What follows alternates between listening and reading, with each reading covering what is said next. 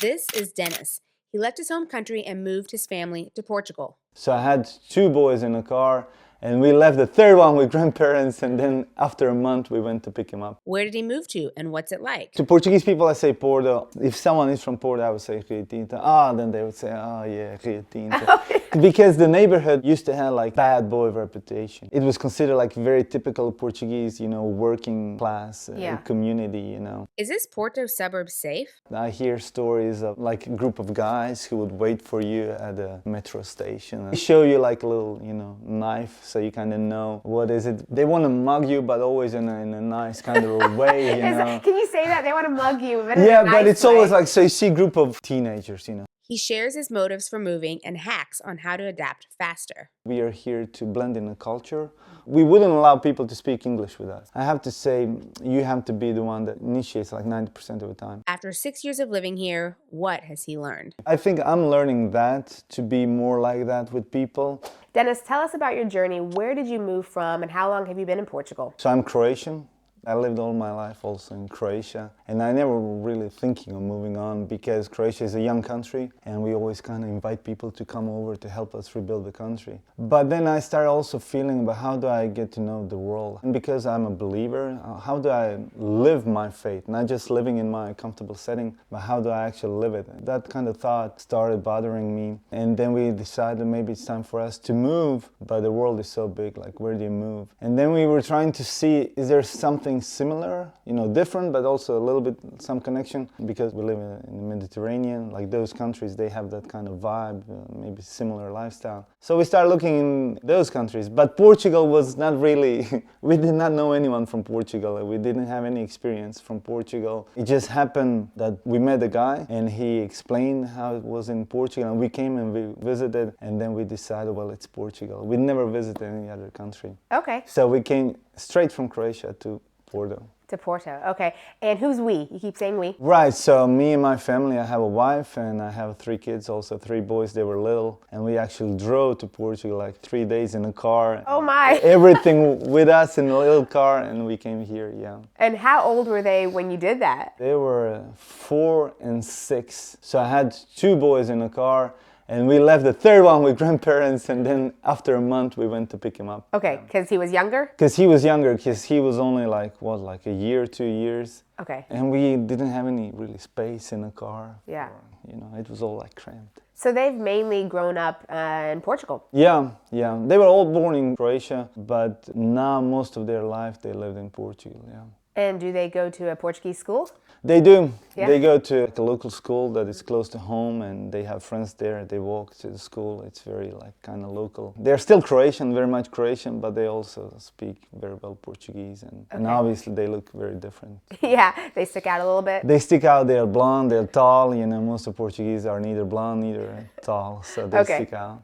How do you feel about the public school system? You've been in it, at least your school. Right. So public school for me was a completely normal thing, because Croatia was not really into private schools. So for all of my life, public school was just normal. It is what it is. You never kind of question it. Could it be better? Could it be worse? So we thought immediately like that's the same thing in Portugal. But we also realized Portugal has like many more schools, like private schools, more headache to think about, more money to spend. But we thought we are here not just because of us. We are here to blend in a culture.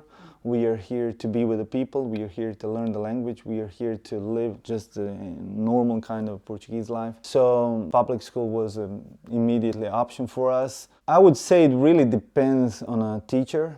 If you have a good teacher, it makes the whole experience like much better. It's not even that curriculum materials, it's really the teacher that makes it for that elementary school, the whole experience better. They learn, I'm thinking about the oldest son who was 2nd grade, for the whole first semester, he could not speak, but the teacher would use Google Translate. And then she would translate from Portuguese to Croatian. She would not understand what is being written, but he would understand. Yeah. And then as soon as we started inviting his friends at our home to play, he learned the language and it was fine. Kids seem to adapt a lot easier, right? Less discomfort than I think adults might have. Yeah, it's just through play. It's not even like lessons, it's not even school, just like being with others and playing. They learn about soccer, they learn about games, they learn about all other stuff, and they adapt much quicker. Yeah. Did you and your wife know Portuguese before moving here, or how was that adaptation for you? No, we didn't know anything. Neither Portuguese has anything similar to Croatian.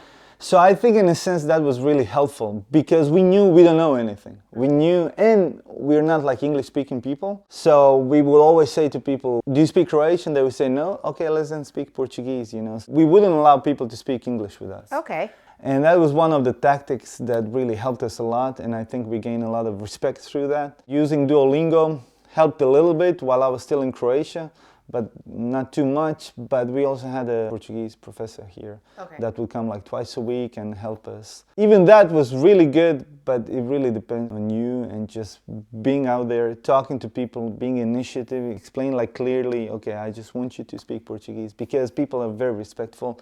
They would always want to speak English with us. But we did not allow it. Honestly, it does help a lot to feel like you belong, like you're part of something. People are not just moving away from you, they're like moving toward you. And all because of language. They feel like you're here to stay, and they also feel like you're trying, you know. It doesn't matter if it's like that good or not good. That's great advice. Yeah. So how was it then trying to meet locals? I mean, could they tell you weren't Portuguese? Yeah, people will always tell that I'm not Portuguese because I'm just like way taller than average person. But school helped a lot because in Portuguese system, unlike Croatian, is you always bring your kids to the school and you always kind of hand them over to people there. So they're always same parents there, you know, same group of people.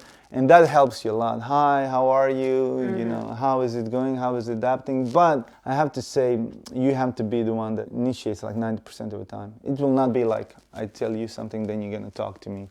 No, you always have to initiate. And that kind of mentality, if you can put that in your head, will get you far. People from our street, people from school, that's how we start connecting. We start inviting kids over, and then naturally you meet parents, and then you get invited to birthday parties, and then you stay with parents, and then you start inviting parents, you do a little dinner, and that's how you start having friends. It's not that complicated. Also, our colleagues here are Portuguese, so that helped a lot. Yeah. So really just putting yourself out there. Now, why do you think that you have to initiate and the Portuguese don't? Well, first of all, I'm Croatian. There are not many Croatians here, and I know I'm a foreigner, and I came here to learn the culture. I was the same way in Croatia, you know. Why would I need to meet new people? I have my friends, I have my family. I never sense the need just like meeting other people. I also feel like many Portuguese, they have their friends, they have their family. They're like every Sunday at lunch, the parents' place with the family. There's not that much need and time to really meet others. So I felt like, so it's us who need to make that step. It's us who need to learn the language, need to be inviting, open our home first, showing that we are open kind of people. And then if it happens, you know, they also start kind of doing that with us, you know. I knew it, you know, from meeting other foreigners in Croatia. Those that are good ones, they do this. Yeah. Those that are not, they just stick on their own and do their own thing.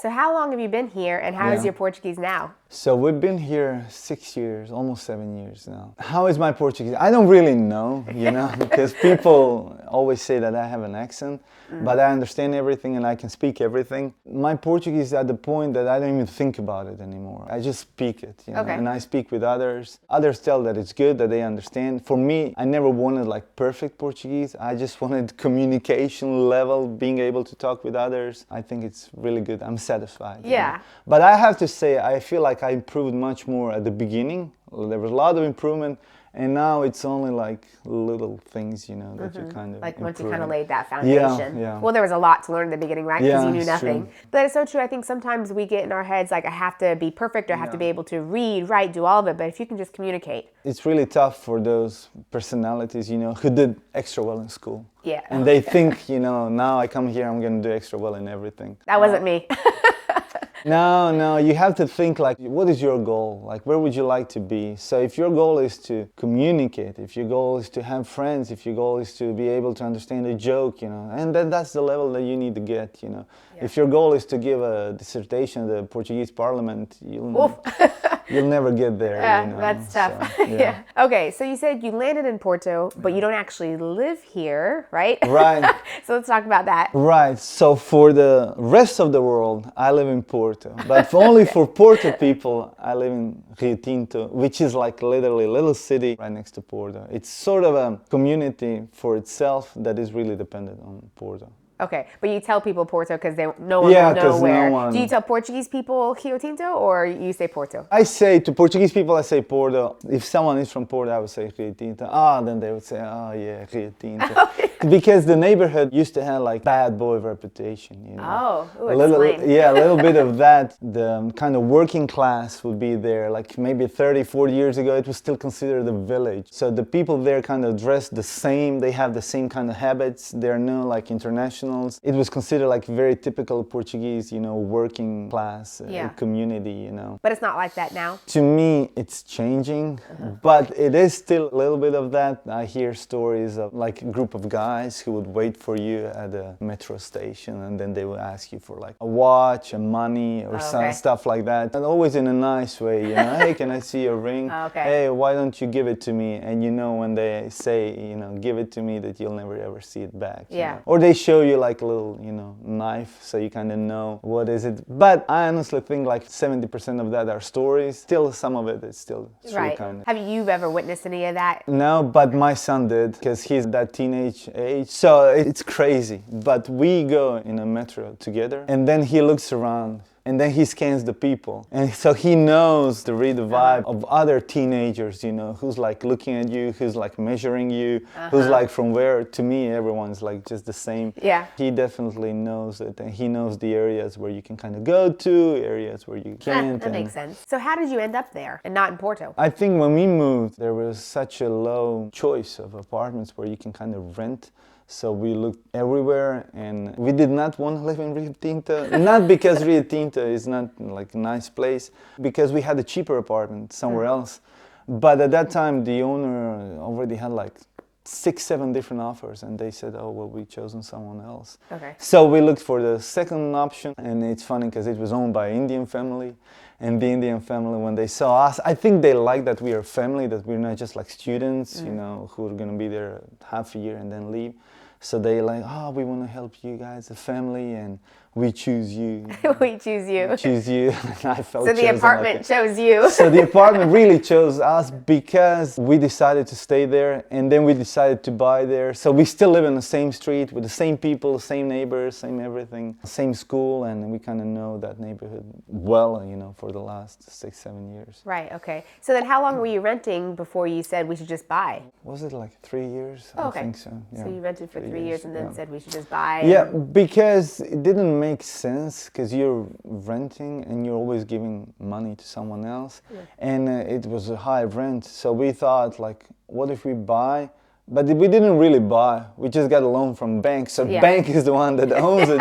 But we have to pay less money every month. You know? So I wish we could just like bring huge sum of cash and just put it in the table. Of course, yeah. But I wish that too. Yeah, but it doesn't work. Okay, so you've been in that area the whole time, and it kind of chose you, but obviously there are good things about it, right? If you decide to stay? Yeah. Tell us. People don't know much about Rio Tinto. Even my Porto friends, they always think of that like bad reputation kind of a thing. But it is really like a beautiful place to live, especially for a family.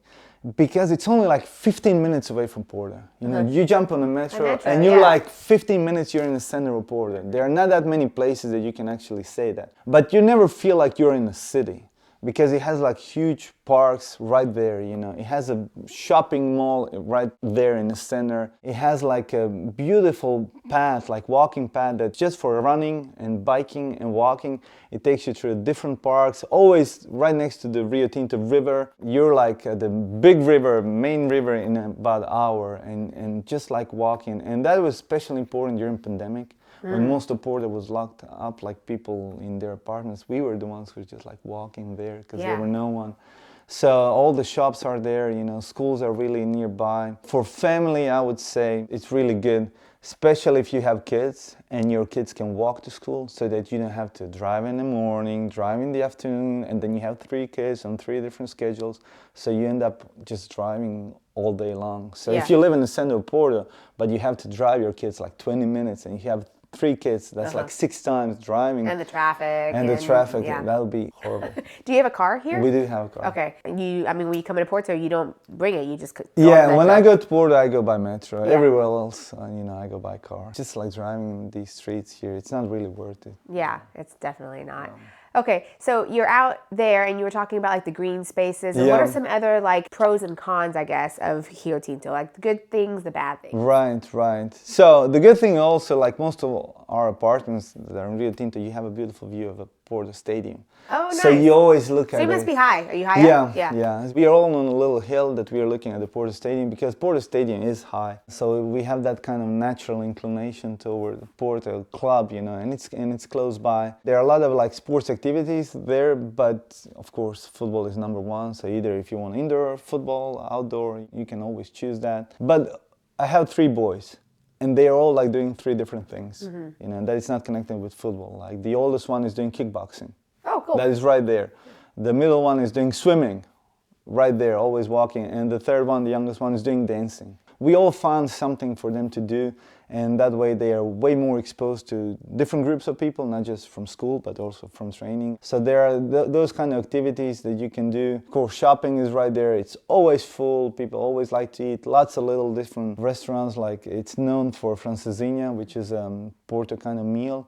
But Rio Tinto has like at least 2 or 3 different places that people go to. Sushi place is a big place. I mean, I know some people who literally just live there all of their life. For me, that's unthinkable as a foreigner, but they are very much satisfied there. They have family there, they have friends there, and just... Everything that they need, so they don't go It anywhere. is a very Portuguese kind of community. So then what are some bad things? Or Right. cons? It doesn't have to be bad, but cons. Reputation, I would say. Lack of that private schools, So if you're there, you're just living a local life. So for everything else, entertainment type of like theater or any concerts, you always go to Porto, which is not that far away.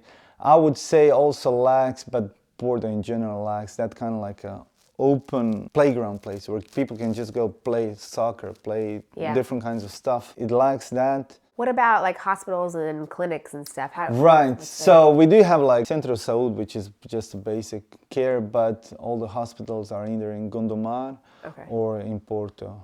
But for us, Gondomar, the city next door, is much faster because it's only like 10 minutes driving by car. Rio Tinto is also famous for its medieval festival. Okay. So every September, like many cities in Portugal, but it has its own like kind of medieval festival, which is like a 3-day event, and it's like full of people from all over Porto just come to us, Another maybe bad reputation kind of a thing. Very close by, we have several, it's called bairro. It's kind of like a social neighborhoods that, people who cannot either afford or maybe lacking education live together, and that can kind of bring in some... Are they dangerous? A little dangerous? I would say they are more dangerous when they're in a group, but they're always in a group, So they would come to a park, they would come to a metro station, they would kind of...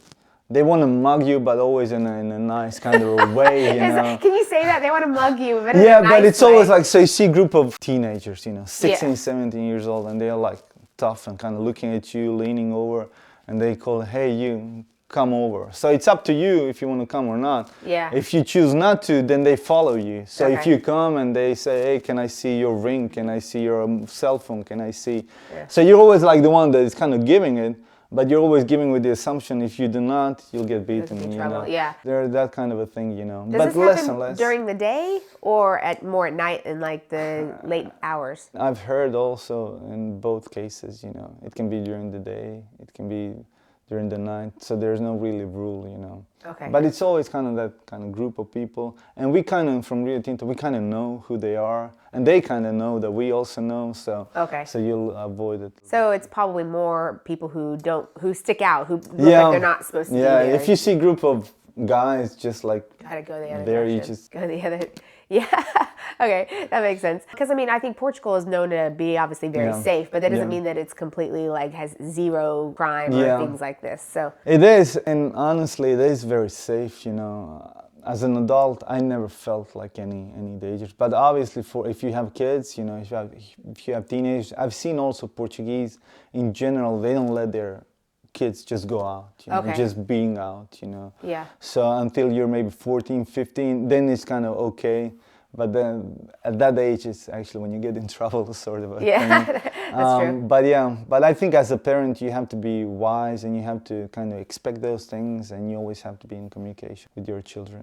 So generally, just, I mean, you walk alone by yourself. Does Yeah. your wife as well, or does she Yeah, not feel? Okay, so yeah. that's okay. That's kind But of. maybe like with kids, you go together. Or what are some other safety tactics that you think of? You go with friends. You don't go alone. You speak Portuguese, you know, so that you don't kind of stick out as a foreigner. You don't flesh out things that you wear, which is very hard for like teenagers, you know. Oh, yeah. Cell phones, chains, rings. Proud of that stuff, Proud right? of Yeah. shoes, like nice shoes, you know. Uh-huh. Teenagers, they like to show all of that. I also heard from my son, you know, when you're in the metro, you don't look anybody in the eyes, you know, you kind of look down, you know. I guess if you have a teenager, that's kind of sort of a challenging the other group, you know, kind of a thing. So those are like little things, but nothing like you've seen in American movies, you know, Yeah. like that kind of a Putting gang it in life. perspective, Yeah. yeah. So then, like when you come on the metro and like that, don't Yeah. look someone in the eyes. Do you get a different feel when you get closer into like the center of the city? Like, let's say you get to the stadium stop and you Right. go. Does it feel a little different? It or? feels, but to me, the center of the city feels way more dangerous. You Oh, know? okay. To me, like being in the center of a city, and I see people that you don't usually see, lots of like foreigners, lots of different kind of people.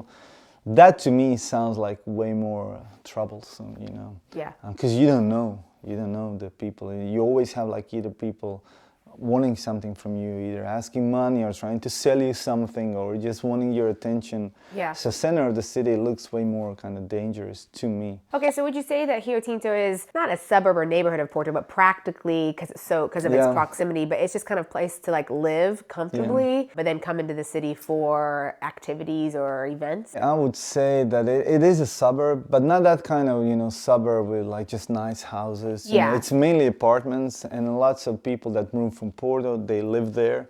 So it's still sort of like city kind of a people. I mean, it's just very practical. I think people like Rio Tinto because it's very practical. You know, people go by car, they drop their car there, then they jump on metro, and then they go to the city. Really made for family. Lots of stores, lots of shopping, lots of like things kind of that every family needs without always jumping in a car and always driving somewhere and always looking for a parking place. I think it's rather practical than anything else. It's not a flashy place. It's not a place that anyone's going to put on a postcard because people live there and, Yeah. and work kind of there. And Or maybe live there and then like drive into Porto for work Yeah, or yeah, something, or yeah. even schools, I guess, right? Getting to like maybe if you want to do private schools or private Yeah. hospitals, you always come have into to Porto. go to Porto. And if you don't have a car, is it doable still? It or- is because it's very well connected with the metro. So Rio Tinto is also known for like its metro station. It kind of circles all around the city. That's why kind of people choose. It's very convenient. There are also buses, but for bus it kind of takes longer. you Yeah, know, and traffic, it's less not that not reliable. yeah, that's reliable. Yeah. Okay, well, at Expats Everywhere, we believe that living abroad transforms lives. So how has moving to Portugal and living here transformed your life? Okay, I really like that question because I think about it a lot, you know. We always think, oh, I'm coming to a new country, easier life, you know, living by the beach, eating good food. But after a while, that's just not enough, you know, that's like so superficial. But the way I see, comparing to my own culture, Portuguese people are way more open in that kind of a touchy way, I would say, like kissing, Yeah, okay. hugging. They're very polite people. They don't do harsh comments, no sarcasm, no like criticizing. They're always a little bit more like reserved, you know, and they're not going to expose themselves, but you can live your life. You always feel like nobody's like judging you, nobody's questioning you. I think I'm learning that, to be more like that with people. More like physical, you know, getting in a space, you know, kissing, hugging, touching, and all of that. And then especially when it's some kind of gathering, it's always a feast, you know. It's always like you bring everything you have and you expect for people to stay longer. It's not okay, it's 1 hour thing and then you go home. No, it's lasts 3-4 hours. You have to be that kind of open personality to absorb all of that. So that's changing also. There's the Portuguese word convívio, which is basically no agenda, living together, you know, just like hanging out together. And a lot of that is done here, and I really like that. That's the way that it's kind of changing me. Just the fact of living in a new culture and having to learn new language and always being aware that you're different, it kind of gives you a sense of accomplishment. So I always feel like a little bit more confident, you know, because I've already accomplished something and I know I can do it well, so it makes you feel good, you know. Great. Well, thank you for sharing your experience. And if you would like to know more about Rio Tinto, then check out this video right here and don't forget to subscribe. Now let's get moving.